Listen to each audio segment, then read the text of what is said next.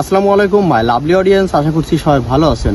আজকের ভিডিওতে আপনাদেরকে জানাবো ট্রাম্প যদি এই যুদ্ধ না থামায় তাহলে সমস্ত পৃথিবীর কি অবস্থা হতে পারে। তো চলুন শুরু করা যাক। আচ্ছা, এখনই আমাদের কাছে বিদ্যুৎ নাই, পর্যাপ্ত লোডশেডিং হচ্ছে, তারপরে জ্বালানি তেল নাই, গ্যাস নাই। গ্যাস থাকলেও আমাদের গ্যাসের দাম প্রচণ্ড পরিমাণ বেড়ে গেছে, তারপরে আপনার তেলের দাম বেড়ে গেছে, ঠিক আছে।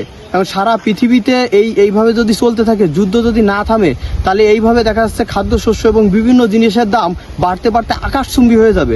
তখন কি হবে? মানুষের ক্রয় ক্ষমতার বাইরে চলে যাবে। আচ্ছা, জ্বালানি তেল, গ্যাস, বিদ্যুৎ না থাকার কারণে বিভিন্ন কারখানা কিন্তু বন্ধ হয়ে যাচ্ছে।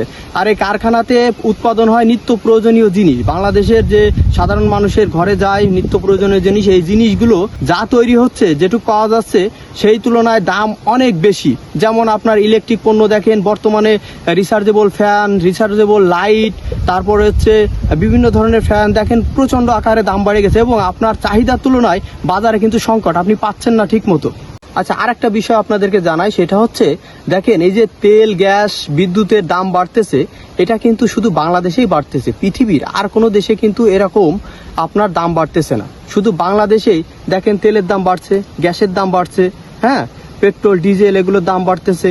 কিন্তু পৃথিবীর আর কোনো দেশে কি আপনি শুনছেন যে এত দাম বাড়ছে? চিকিৎসা প্লাস খাবার জিনিস সহ নিত্য প্রয়োজনীয় যে জিনিসগুলো, সেগুলোর দাম আস্তে আস্তে বাড়তেই চলেছে। বিদ্যুৎ, জ্বালানি তেল না থাকার কারণে গার্মেন্টসগুলোও কিন্তু আস্তে আস্তে বন্ধ হয়ে যাচ্ছে। গার্মেন্টসগুলোতে বিদেশ থেকে যারা পণ্য নেয়, মানে বিদেশ থেকে যারা আছে গার্মেন্টসের পণ্য নেয়, তারাও কিন্তু এখন আর সেভাবে পণ্য নিচ্ছে না। তার মানে গার্মেন্টস শিল্পেও একটা ধাক্কা খাচ্ছে বড় ধরনের, এবং অনেকে এই গার্মেন্টস ব্যবসাটা ছেড়ে দিচ্ছে বা গার্মেন্টস ব্যবসা সীমিত করে নিয়ে আসছে। আচ্ছা, যদি এইভাবে যুদ্ধ চলতে থাকে তাহলে কি হবে?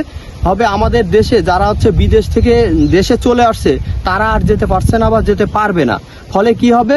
ফলে হচ্ছে বিদেশ থেকে রেমিটেন্স যোদ্ধারা যারা আছে তারাও চাকরি হারাবে, প্লাস যারা আছে দেশে আছে তারাও যাইতে পারছে না। তার মানে আপনার রেমিটেন্সে একটা দারুণ ধাক্কা খাবে, প্রচণ্ড আকারে একটা ধাক্কা খাবে এবং রেমিটেন্সে একটা সমস্যা তৈরি হবে।